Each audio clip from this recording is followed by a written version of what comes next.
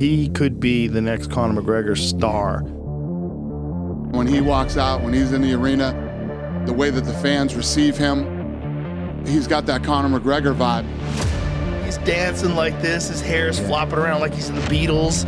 You know, he's like, he seems silly, but then he fucks people up. He fucks people up. Who did he face? Dans la cage, c'est un boa au sang froid, capable de vous étrangler jusqu'à que vous perdiez connaissance. Mais en dehors, c'est un glouton à même de dévaliser le plus copieux des buffets. Pour certains, il est la relève de Conor McGregor et la future plus grande star que le MMA ait jamais connue. Pour d'autres, c'est un simple feu de paille, une marionnette lucrative, surprotégée par son organisation. Son nom, Paddy the Baddy Pimblett. Et aujourd'hui, je vous raconte son histoire. What's your name? Paddy Pimblett. Okay, do you have a fight nickname? My coach calls me Paddy the Baddy Pimblett. Paddy the Baddy. Si vous aimez mon travail et que vous voulez me soutenir, n'hésitez pas à vous abonner, liker et commenter cette vidéo, je réponds à tout le monde. Merci sincèrement à ceux qui prennent le temps de le faire, ça aide beaucoup la chaîne. Bonne vidéo. Patrick Mark Pimblett naît le 3 janvier 1995 dans la petite ville d'Ayton, dans la banlieue de Liverpool. Chez beaucoup de combattants, le fait d'avoir choisi la voie martiale découle d'un parcours difficile. Patrick, lui, a eu une enfance, tout ce qu'il y a de plus classique.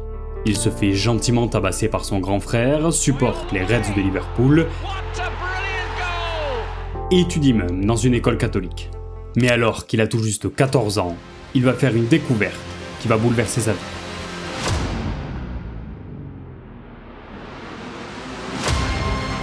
Trois minutes, c'est tout ce qu'il aura fallu à The Phenom pour se débarrasser de son adversaire du jour. Mais surtout, c'est tout ce qu'il aura fallu à notre blondinet pour tomber amoureux du MMA. C'est décidé, Patrick deviendra un combattant. Hi, I'm Paul Rimmer. I'm the head coach of Next Generation MMA. So, I'm just going to show you the gym. Dans les mois qui suivent, âgé de 15 ans à peine, il pousse les portes du Next Generation MMA, une salle de Liverpool. Et moins d'1 an plus tard, il fait déjà ses débuts sur le circuit amateur, affublé de son désormais célèbre surnom. Malgré sa maigre expérience, Paddy montre de très belles choses. He's got a body triangle on us, which is very tough as well. This is across the jaw right now, but Scott does look as though he's panicking. And he's tapped out. Yeah.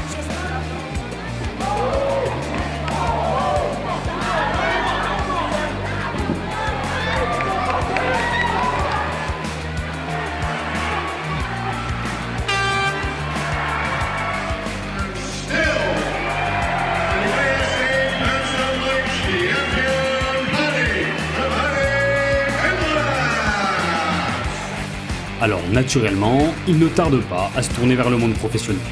Pour ses débuts, il affronte Nathan Thompson, bien plus âgé, mais doté d'un palmarès particulier.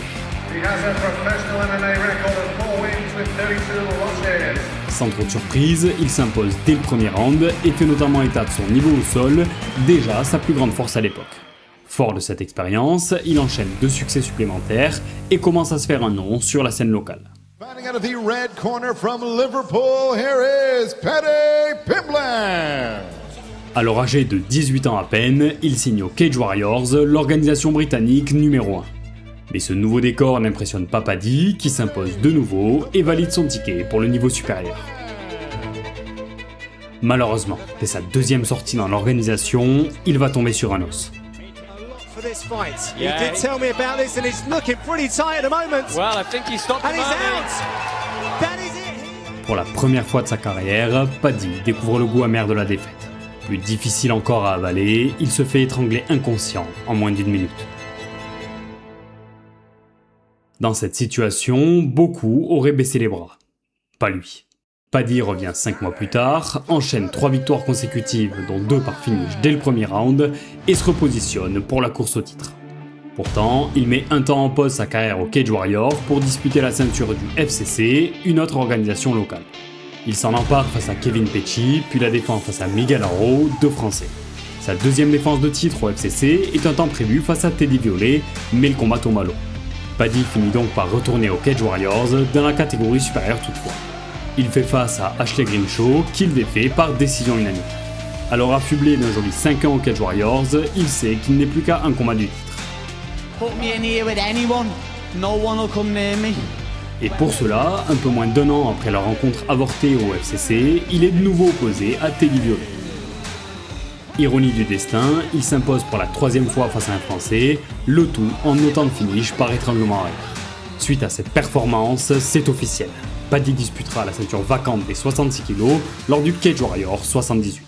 Mieux encore, il aura l'occasion de briller devant son public, chez lui, à Liverpool. Every so often in MMA, you get the sense that you're witnessing something special. We had it in Dublin with Conor McGregor. We might just have it tonight in Liverpool with Paddy the Baddy Pimblett. Son adversaire pour la ceinture, un certain Johnny Frachet, aujourd'hui devenu coach de renom. Et pour ce qui est de sa nationalité, je vous laisse deviner.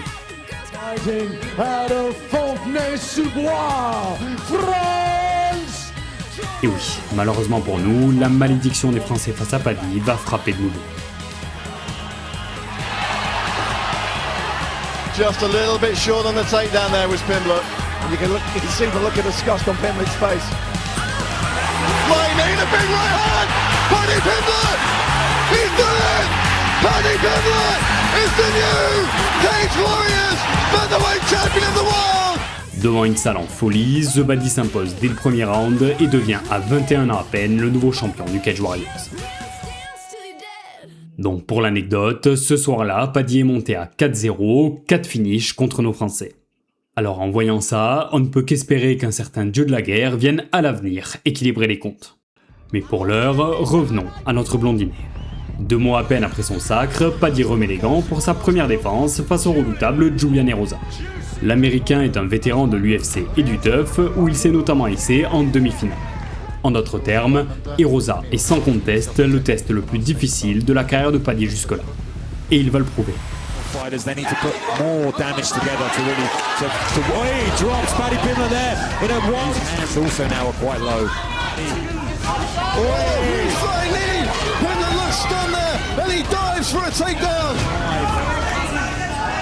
I mean, Erosa's definitely winning this fight for me, and Paddy should be the one steaming forward trying to take this victory, because if he lets this round slip by, he could be losing his title on a decision on his own.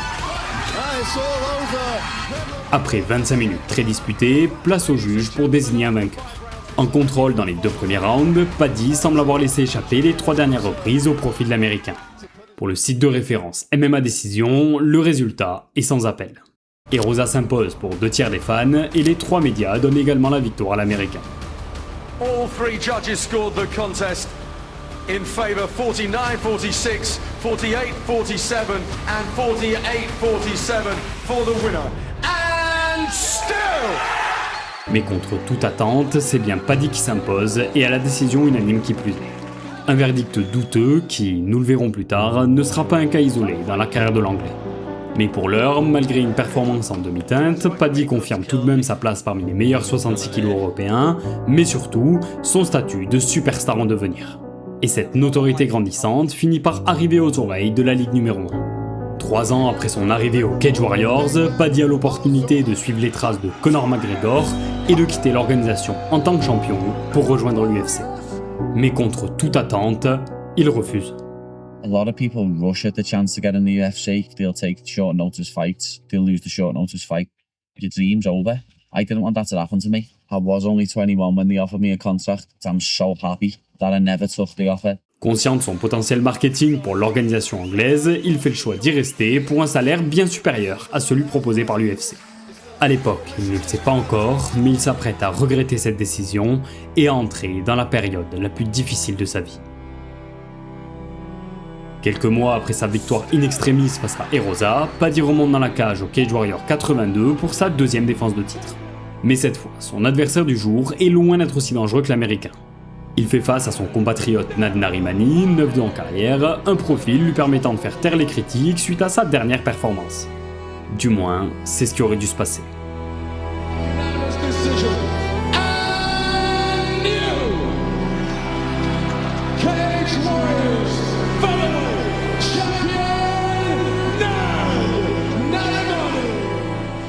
En l'espace d'une soirée, Paddy perd tout.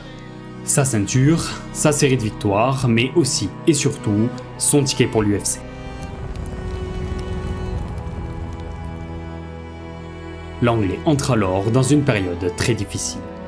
Every morning I'd just roll over and start crying. Every single morning without fail. For about 3 months. Dans les mois qui suivent sa défaite, il fait le ménage dans son entourage et s'éloigne des distractions qui sont apparues avec son succès. Et ça va porter ses fruits.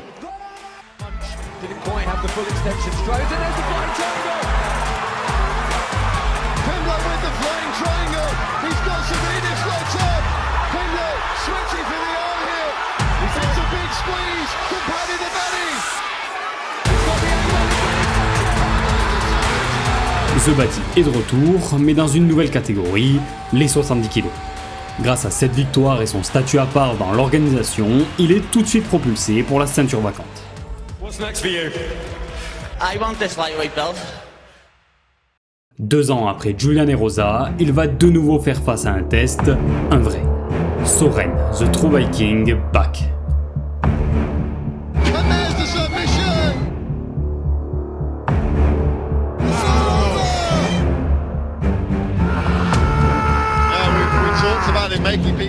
11 victoires dont 9 finishes pour une seule défaite. Autant dire que le guerrier du Nord n'est pas venu pour faire de la figuration et qu'il compte bien éteindre Paddy chez lui devant son public. Si ce dernier veut s'imposer et renouer avec ses rêves du UFC, il devra chercher au plus profond de l'humour. Et c'est ce qu'il va faire. Dès les premières secondes du combat, Paddy verrouille un étranglement arrière et Back est au bord de l'évanouissement. Mais si le Viking plie, ils n'auront pas.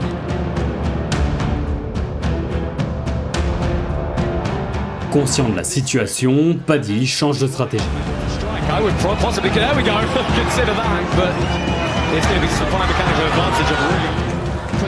Tel un miraculé, et malgré 4 minutes 30 avec un véritable boa dans son dos, Back parvient à survivre jusqu'au son de la cloche.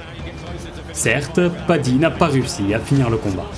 Mais les 3 juges lui donnent le round de 18, l'équivalent de 2 reprises gagnant une seule, de quoi entamer le 2e round avec un gros avantage. Du moins, pour l'instant.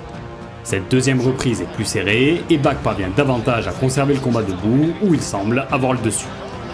Et malheureusement pour Paddy, la dynamique en faveur de Back se poursuit dans le 3e round où il fait parler sa lutte. Suite à un violent ground and pound, le Viking remporte de nouveau la reprise. Mais grâce aux 5 premières minutes dominantes de l'Anglais, les 2 hommes sont à égalité à l'entame des rounds de championnat. Enfin, sur le papier. Car là où Back semble encore frais, Paddy, lui, commence à accuser le coup. En effet, son premier round lui a coûté beaucoup en énergie et il est en train de le payer.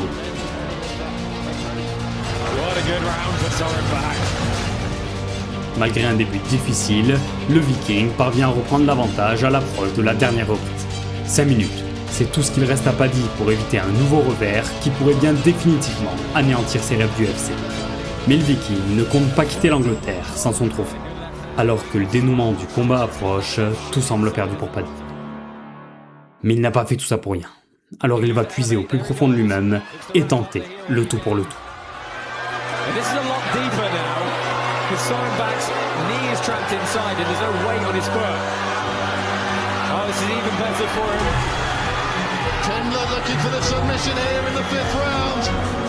Mais ce soir-là, il est tombé sur plus fort que lui.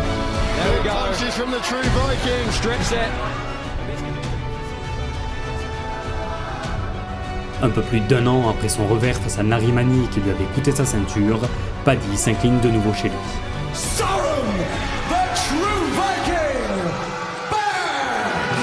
Avec cette nouvelle défaite, l'Anglais affiche un palmarès de 1-2 sur ses 3 derniers combats, lui fermant durablement les portes de l'UFC. Et les mois qui suivent ne vont pas aider à faire passer la pilule. Son retour est d'abord prévu au Cage Warrior 100 face au Belge Donovan Desmaé, mais Paddy se blesse et doit être opéré, le privant de combattre sur cet événement historique. À cause de l'opération, il ne revient que 8 mois plus tard, en grappling cette fois.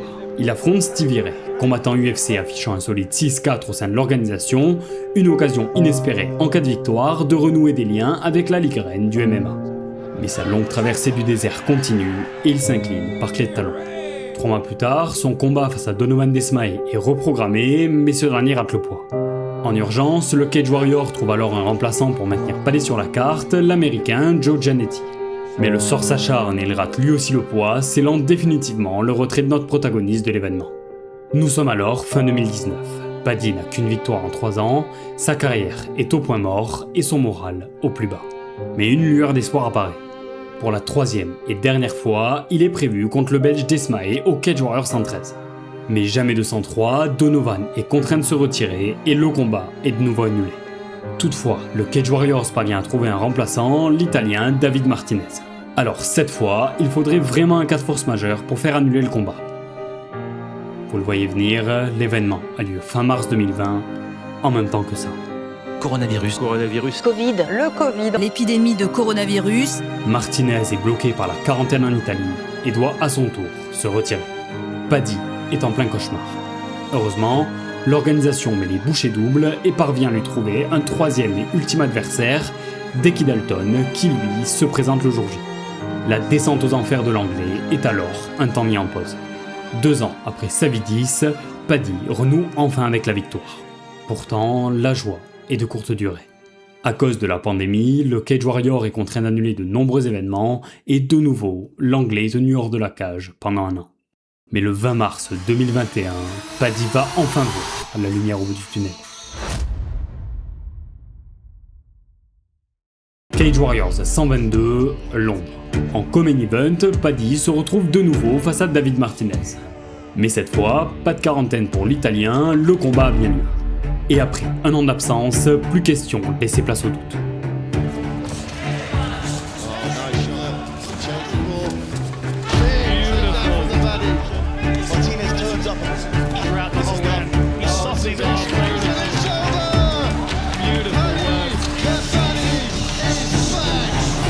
En 1 minute 30, il roule littéralement sur Martinez et confirme qu'il est de retour. Mais au-delà de la victoire, si ce combat nous intéresse, c'est pour ce qui suit. Absolutely flawless performance from Liverpool's own Paddy Pimblett. Après 2 refus plus tôt dans sa carrière, Paddy accepte enfin de rejoindre l'UFC. Et malgré son parcours récent chaotique, l'organisation répond à l'appel. Nous sommes le 4 septembre 2021 et c'est officiel. Paddy, The Baddy Pimblett, est un combattant UFC. Et le moins qu'on puisse dire, c'est qu'il va soigner son entrée.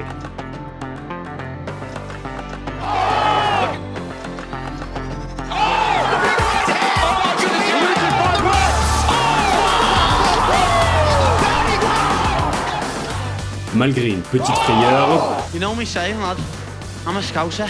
We don't get knocked out. Paddy s'impose par TKO dès le premier round, obtient la performance de la soirée et prévient l'organisation. Une future star vient de débarquer. Et l'UFC l'a bien compris.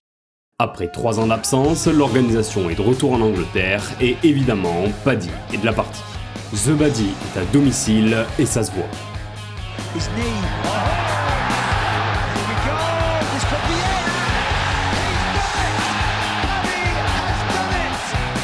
Mais si lors de cet événement, Paddy a fait parler de lui, c'est aussi pour ce qui s'est passé la semaine du combat.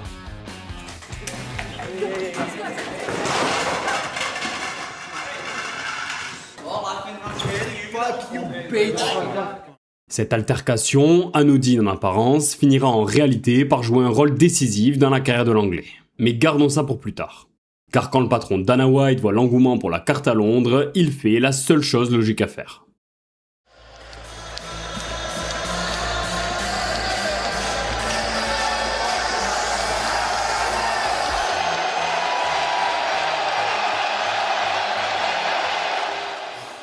Trois mois plus tard à peine, l'UFC pose de nouveau ses valises à l'O2 Arena de la capitale anglaise.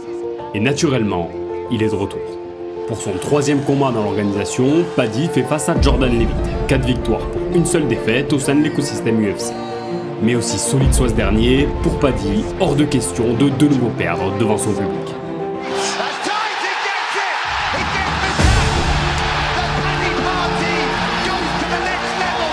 Trois combats à l'UFC, 3 finishes, 3 bonus. Et naturellement, ces succès sportifs s'accompagnent d'une explosion de sa notoriété. Paddy Pimblett, you know, this kid, what a star. He's got that Conor McGregor vibe, man. When he walks out, when he's in the arena, the way that the fans receive him. It seemed like the only thing people wanted to talk about tonight was Paddy. If I was talking to fans, corporate partners, internally with our staff here, everyone was talking about Paddy. Entre son arrivée à l'UFC et cette victoire, Paddy passe en moins d'1 an de 80 000 abonnés sur Instagram à 1,8 million, une hausse phénoménale. Et si l'anglais fascine autant, ce n'est pas que pour ce qu'il montre dans la cage. Dans la vie, Paddy a 3 passions, les Red Devils de Liverpool, combattre et manger. Beaucoup manger.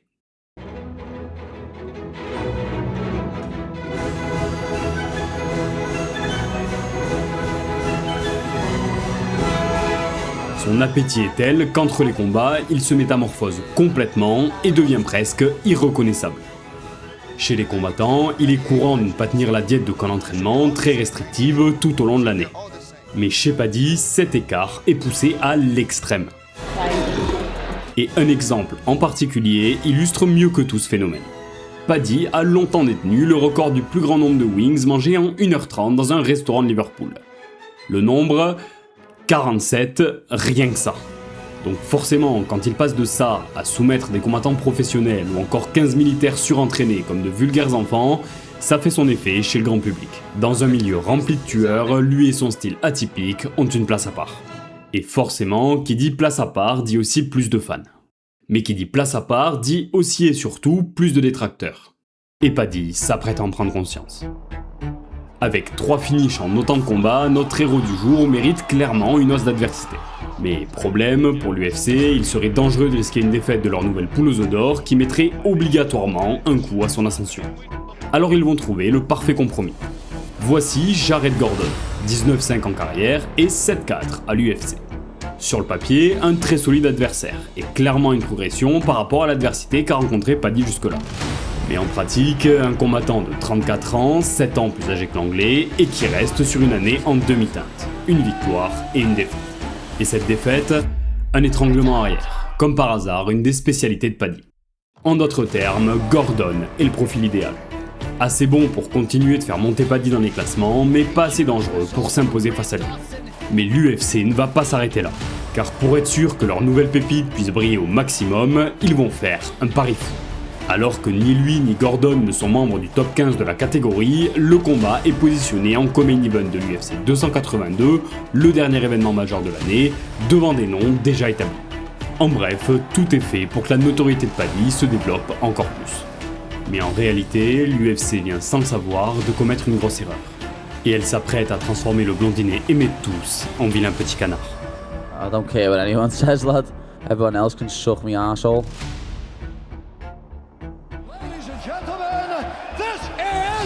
The co-main event of the evening. Introducing first, Jared Gordon.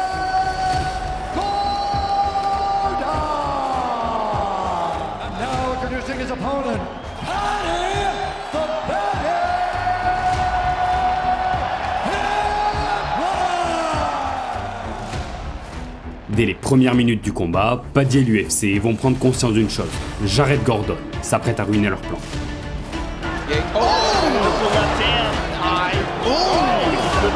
That nothing hurt him though. Now the right from Gordon. With that right hand. Strong start for the underdog. Contre toute attente, Gordon domine les premiers échanges. Mais Paddy en a vu d'autres et dans la deuxième reprise, il se montre plus dangereux. Unofficially. Beautiful left high kick by Paddy. Good front kick to the body. Toutefois, l'Américain n'est pas à la traîne pour autant. Good shot to the body. Overhand right. I believe it was at least beautiful left hook there by Gordon. 10 minutes se sont déjà écoulées et Paddy se retrouve dans une situation délicate. Il a clairement perdu le premier round et s'il s'est bien repris dans le deuxième, son adversaire n'a pas été ridicule non plus. Autrement dit, si les deux hommes pourraient bien être à égalité à l'entame du troisième, Gordon pourrait également mener 2-0. Alors si notre protagoniste doit être certain de s'imposer et de ne pas mettre un frein à son ascension, pas le choix, il ne doit pas laisser la décision au juge. Mais un problème va vite se poser. Already a minute gone by round 3. Not a ton of offense here to judge through 2 rounds, but Gordon controlling things. Right back to the fence. Il passe la quasi-totalité du round contrôlé à la cage, incapable de produire la moindre action offensive. All right, so Paddy Pimblett and Jared Gordon go the full 15 minutes. Le combat se termine et Gordon est toujours debout. En d'autres termes, ça sent mauvais. Très mauvais. Sur MMA Décision, parmi les près de 3500 jugements donnés par les fans pour ce combat, 90% d'entre eux voient l'américain vainqueur. Et pour les médias, même constat. Sur les 24 qui ont scoré le combat, 23 le donnent à Gordon et 11 lui accordent même les 3 reprises. On s'apprête donc à assister à la première défaite de Paddy à l'UFC. Ladies and gentlemen, after 3 rounds, we go to the judges' scorecards for decision. All 3 judges score this contest 29-28 for the winner by unanimous decision, Paddy!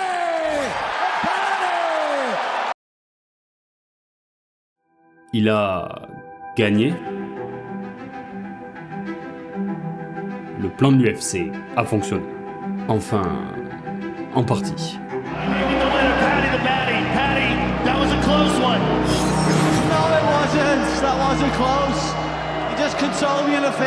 Celui qui s'est fait accueillir sous les applaudissements est désormais hué par une partie de la foule.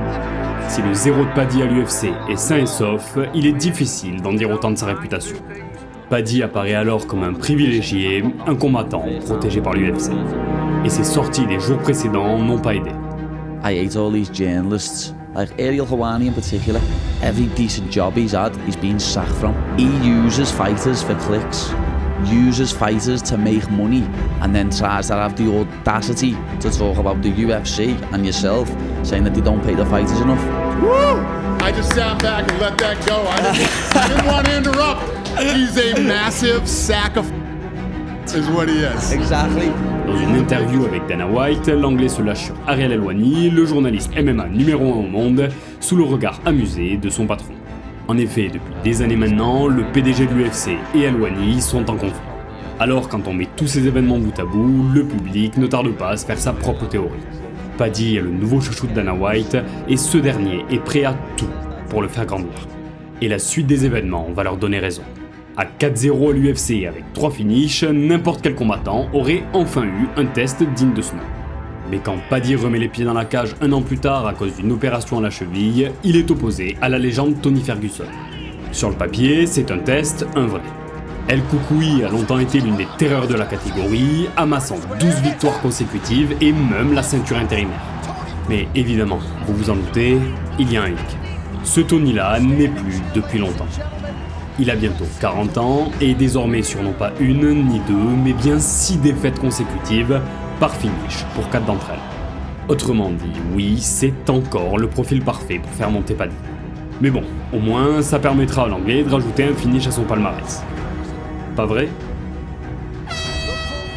Après 15 minutes d'une prestation en demi-teinte, Paddy s'impose certes, mais ne parvient pas à finaliser Ferguson. Ce dernier terminera sa carrière UFC sur 8 défaites consécutives, le record, et l'anglais sera le seul de ses 5 derniers adversaires à l'avoir emmené à la décision. En l'espace d'1 an, notre protagoniste passe d'un favori des fans à un produit marketing détestable, surprotégé par son organisation. Mais en réalité, détestable, l'est-il vraiment ? It's been a hard week, to be honest. It's been a very hard week. Revenons 18 mois en arrière. À l'approche de son 2e combat à Londres, Paddy a vécu 2 tragédies. D'une part, Lee Joshua Hodgson, un jeune enfant de Liverpool atteint d'un cancer incurable, perdit son combat contre la maladie, âgé de 4 ans à peine. Touché par sa situation, s'était lié d'amitié avec lui et l'avait notamment amené à son premier combat à Londres. Et comme ça ne suffisait pas, à peine quelques heures avant la pesée, il perdit un ami d'enfance souffrant de dépression qui saute à la vie. Alors, après sa victoire, Paddy prit la parole. I want to dedicate this fight to little baby Lee, little warrior. Like, more of a fighter than any of us will ever be. But also, I woke up on Friday morning at 4 AM to a message that one of my friends back home had killed himself. So Ricky, lad, that's for you. There's a stigma in this world that men can't talk. Listen, if you're a man and you've got weight on your shoulders and you think the only way you can solve it's by killing yourself, please speak to someone. I know I'd rather have my mate cry on my shoulder than go to his funeral next week So please, let's get rid of this stigma and men start talking. Et ce ne sont pas que des mots. Paddy a lancé sa propre organisation caritative. À travers The Paddy Foundation, il utilise sa notoriété pour lutter contre la malnutrition infantile à Liverpool et pour avertir sur la santé mentale. Mais ce n'est pas tout. Car il y a un mois à peine, Paddy a pris son premier KO en carrière. Lors d'un événement caritatif, il a affronté un boxeur atteint de trisomie 21, laissant ce dernier l'emporter. Alors oui, difficile de nier que Paddy est privilégié et protégé à l'UFC. Mais il y a une chose qu'on ne peut pas lui enlever. Derrière son apparence détestable et ses kilos en trop hors combat, l'Anglais cache un grand cœur. Pour autant, avoir un grand cœur ne fera pas de vous un champion UFC. Alors s'il veut véritablement progresser au sein de l'organisation, il va devoir prouver une bonne fois pour toutes qu'il n'est pas juste un showman. Le 27 juillet 2024, près de 10 ans après sa dernière venue, l'organisation reine du MMA est de retour à Manchester pour l'UFC 304. Et naturellement, elle a pris le blondinet dans ses valises. Pour son 6e combat dans l'organisation, Paddy va enfin avoir l'occasion d'entrer dans le fameux top 15 UFC des 70 kg, les 15 meilleurs combattants de la planète à ce poids. Et son ticket d'entrée se nomme Bobby Green. L'Américain est un vrai vétéran de l'UFC. Avec 25 combats dans l'organisation, il est très expérimenté à haut niveau. Classé 15e de la division, il reste sur 3 victoires lors de ses 4 dernières sorties. Alors oui, il a 38 ans et est sans doute un des noms les plus accessibles pour Paddy dans le top 15. Mais il reste dangereux et sur ces dernières années n'a été battu que par de très solides combattants. Si Paddy s'impose, ce sera la plus belle victoire de sa carrière.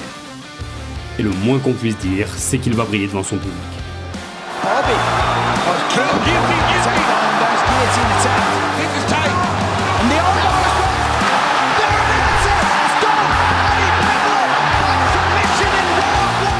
En à peine 3 minutes, il endort Green, obtient son 4e bonus, se fait une place dans le top 15 et montre qu'après tout, il n'est peut-être pas juste un showman. To all you haters out there, what now? Avec cette victoire, Paddy fait déjà taire une partie des critiques. Mais pour une bonne partie du public tout de même, cette place dans le top 15 n'est pas encore totalement légitime. Alors pour définitivement confirmer son statut, plus question de se cacher. Lors de l'UFC 314, il va être confronté à Michael Chandler. Et le moins qu'on puisse dire, c'est que les deux hommes ont des points communs. You got this shit handed to you. You got Dana White privilege. Thanks, Dana. À l'image de Paddy, Chandler est une des stars de l'organisation, mais surtout un des chouchous du patron pour son style divertissant et spectaculaire. Mais l'ancien challenger à la ceinture n'en est pas moins dangereux.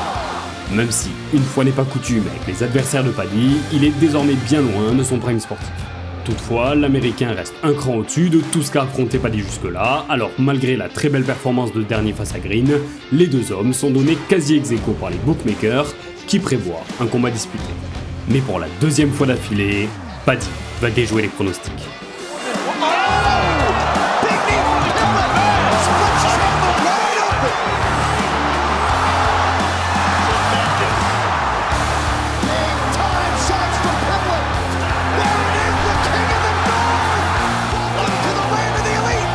Si le doute était jusque-là permis, il ne l'est plus. Paddy Pimblett appartient bel et bien à l'élite. Alors il fait la seule chose logique à faire. Who would you like to fight next? Anyone in the top 4, top 5, I want that world title. Mais pendant plusieurs mois, rien. Silence radio de la part de l'UFC. Du moins, jusqu'à ça. The main event for the first show of 2026 on January 24th will be Justin Gaethje versus Paddy Pimblett. Le souhait de Paddy a été exaucé et il affrontera bel et bien Justin Gaethje pour son prochain combat. Mais il y a un twist.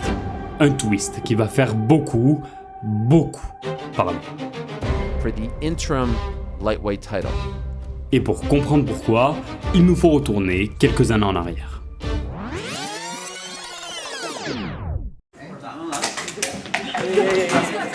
Est-ce que vous vous souvenez de cette altercation? Eh bien, elle n'était pas avec n'importe qui. Voici Ilia Topuria, un autre combattant de l'organisation. À cette époque, malgré son joli palmarès de 11-0, pour le grand public, Ilia est un parfait inconnu. Et malgré sa victoire impressionnante ce soir-là, ça n'aura pas trop changé quand les deux hommes se croiseront de nouveau quelques mois plus tard lors de l'UFC 282. À cette époque, Paddy est toujours de loin bien plus connu que le Géorgien. Mais depuis, les choses ont bien changé.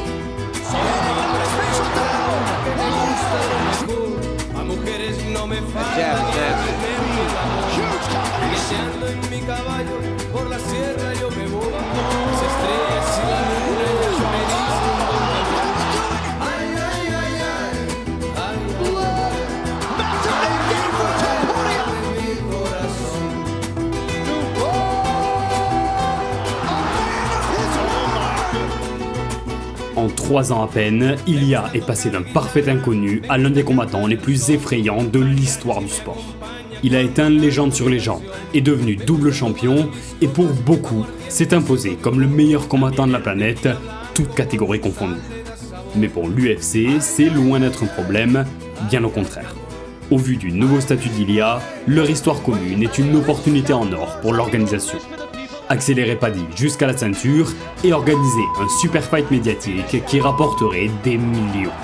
Mais malheureusement pour les plans de l'UFC, des problèmes conjugaux ont contraint le champion à se mettre un temps en retrait de la compétition, mettant temporairement un frein à cette opposition lucrative. Alors afin de ne pas trop bloquer la catégorie, à l'annonce de cette nouvelle, l'UFC a donc décidé de mettre en place une ceinture intérimaire pour désigner le prochain prétendant au titre d'Ilya en attendant son retour. Et naturellement, leur poule aux œufs d'or se devait d'être de la partie. Mais alors, qui pourrait être son partenaire de danse? Une option semblait évidente.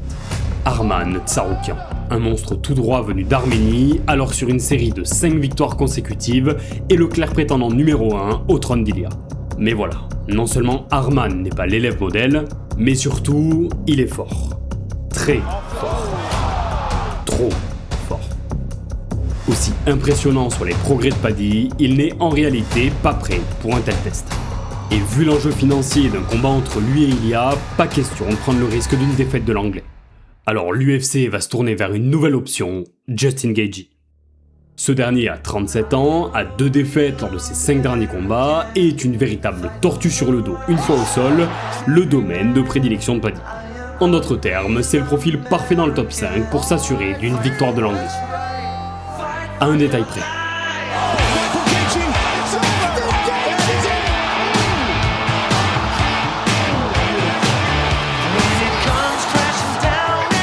Si Chandler était le prince du spectacle, Justin en est le roi. En 14 combats à l'UFC, il a remporté 14 bonus et debout, c'est un véritable tueur à gages qui a terrassé certains des meilleurs strikers de l'histoire de ce sport.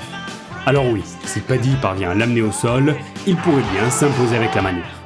Mais chaque seconde passée debout avec cette brute sera un risque de terminer, comme beaucoup d'autres avant lui, inanimé, parallèle au plafond. À l'UFC 324, Paddy fera face à son destin. S'il échoue face à Gaethje, il pourra sans doute dire adieu à jamais à ses rêves de ceinture.